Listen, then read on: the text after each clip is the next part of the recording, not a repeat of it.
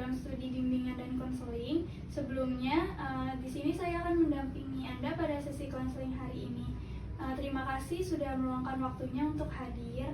Ya Kak, sama-sama. Terima kasih telah menerima saya untuk bimbingan konseling hari ini. Selama proses konseling berlangsung, kamu bebas menyampaikan semua hal tanpa takut dihakimi. Jika ada pertanyaan yang membuat kamu kurang nyaman, kamu boleh menyampaikannya. Apa kamu bersedia untuk mengikuti proses konseling hari ini? Iya, saya bersedia. Baik, terima kasih. Bagaimana kabarmu hari ini? Kabar saya hari ini baik, walau akhir-akhir ini saya merasa sedikit cemas.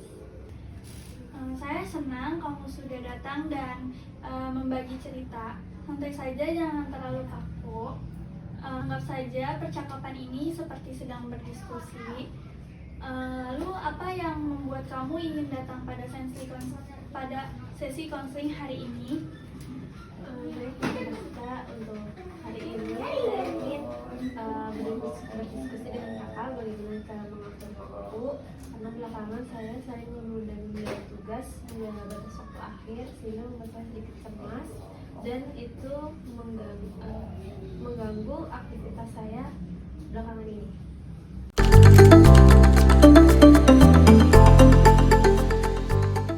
Bisakah kamu ceritakan lebih lanjut apa yang sedang terjadi? Belakangan saya sering menunda tugas hingga batas waktu terakhir dan lebih memilih untuk bermain HP terlebih dahulu. Baik, menurutmu apa sih yang kamu inginkan dalam hal belajar? Yang saya inginkan dalam hal belajar adalah saya ingin saya dapat melakukan tugas saya dengan baik, mengerjakan tugas saya dengan baik, lalu juga mendapatkan nilai yang bagus. Baik, lalu kalau misalnya itu sudah tercapai, apa yang akan kamu rasakan? Kalau itu tercapai, tentunya saya akan lebih merasa tenang ya. Terus juga saya lebih percaya diri karena tugas-tugas saya sudah selesai dan saya juga akan merasakan rasa bangga bahwa tugas itu sudah selesai. Baik, lalu kalau misalkan sudah tercapai, apalagi harapan kamu? Tentunya harapan saya nilai-nilainya menjadi bagus. Saya juga lebih merasa tertata karena tugas-tugas sudah dikerjakan dengan baik sebelum deadline-nya gitu, sehingga kehidupan saya berjalan dengan lancar. Baik, kalau misalkan itu sudah tercapai, apa yang kamu rasakan? Tentunya jika itu tercapai, saya akan lebih merasa tenang, saya akan lebih merasa percaya diri karena tugas-tugas saya sudah selesai dan saya tidak perlu merasa cemas lagi karena memikirkan tugas yang belum selesai. Oke, baik. Lalu apalagi nih harapan kamu untuk kedepannya kalau misalkan udah tercapai lagi? Kalau semua sudah tercapai dan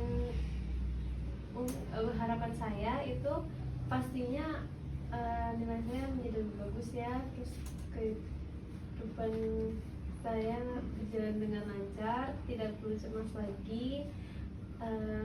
Terus tentunya juga dengan nilai saya yang bagus yang bisa membanggakan orang tua.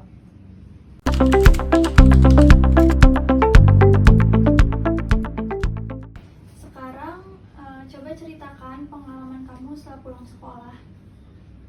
Setelah pulang sekolah, setelah saya beres-beres sebentar, saya istirahat sambil megang HP untuk scrolling sosial media. Baik. Lalu berapa lama kamu bermain HP dalam satu hari itu? Dalam sehari saya bisa main HP sampai 3-2 jam. Lalu apa yang kamu lakukan? Yang saya lakukan, saya bisa lupa waktu jika main HP itu sampai malam. Apa yang kamu rasakan saat tugasmu ini belum selesai? Saat saya menyadari setelah terlalu lama bermain HP dan tugas belum selesai, saya merasa panik dan buru-buru untuk menyelesaikan tugas tersebut. Apakah hasil tugasmu ini akan maksimal?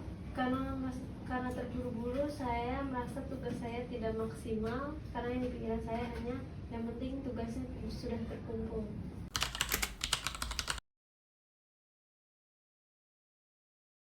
Coba kita pikirkan bersama, apakah kebiasaan menunda pekerjaan ini akan membuatmu menjadi siswa yang rajin? Tidak.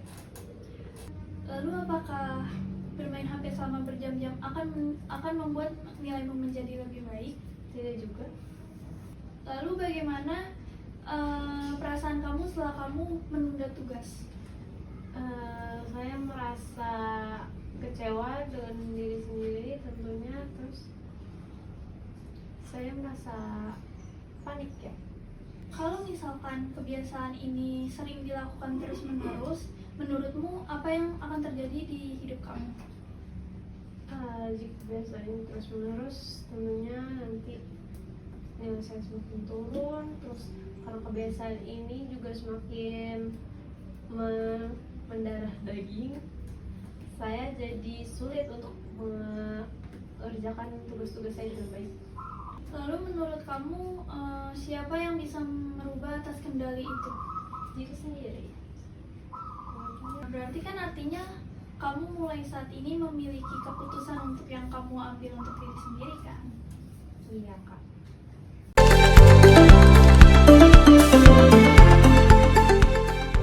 Baik, sekarang kita buat rencana yang sederhana dan bisa kamu lakukan. Apa langkah pertama kamu yang ingin kamu lakukan? Pertama-tama mungkin saya akan buat jadwal waktu 30 sampai 1 jam untuk mengerjakan tugas di hari itu sebelum saya membuka hati saya. Bagus, tepat sekali. Lalu apa nih kira-kira yang bisa kamu lakukan biar kamu tuh tidak tergoda sama HP sama berjam-jam? Untuk itu mungkin saya akan menitipkan HP saya ke dua orang tua saya. Lalu ada nggak sih waktu belajar yang ingin kamu targetkan? Saya ingin menargetkan belajar 1 jam setelah maghrib dan setelah makan malam. Kalau misal kamu berhasil nih menargetkan selama 1 minggu, bentuk penghargaan atau reward apa sih yang buat diri kamu? Kalau untuk reward untuk diri saya sendiri, saya mungkin akan nonton film favorit saya selama 1 episode atau 2 episode, yang itu kira-kira 1 jam 1 episode. Kalau misalkan dari skala nih, dari skala 1 sampai 10 kira-kira nilainya berapa? Untuk itu skalanya saya memilih 8. Kenapa aku milih 8?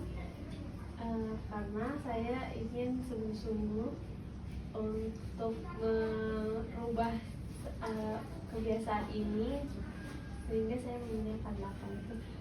Dan saya juga optimis dengan hasil yang akan keluar. Baik, yang saya lihat dari kamu kayaknya punya keinginan nih untuk berubah jadi lebih baik. Saya percaya kalau kamu tuh bisa berubah jadi lebih baik dengan semua hal yang tadi kamu ceritakan.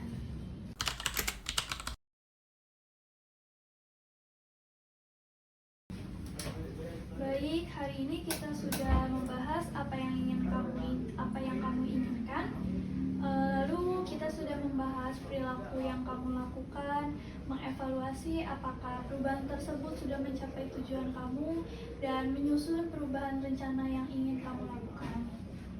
Ya, setelah sesi konseling hari ini, saya juga merasa lega. Itu saya jadi tahu apa yang harus saya lakukan untuk melakukan perubahan itu. Jadi terima kasih untuk sesi konseling hari ini. Mulailah dari langkah kecil agar kita juga tetap bisa konsisten. Lalu saya berharap di pertemuan berikutnya nanti kamu bisa menceritakan lebih detail lagi pencapaian kamu, apa yang ingin kamu capai. Insya Allah, terima kasih Kak. Sama-sama, terima kasih juga karena sudah menceritakan semuanya dan sudah mau terbuka dan mau bekerja sama selama proses konseling hari ini. Semoga semua rencana perubahan kamu dapat terlaksana dengan baik, dapat berjalan dengan baik. Sampai jumpa di pertemuan berikutnya. Sampai jumpa Kak. Terima kasih atas waktunya hari ini. Assalamualaikum warahmatullahi wabarakatuh. Waalaikumsalam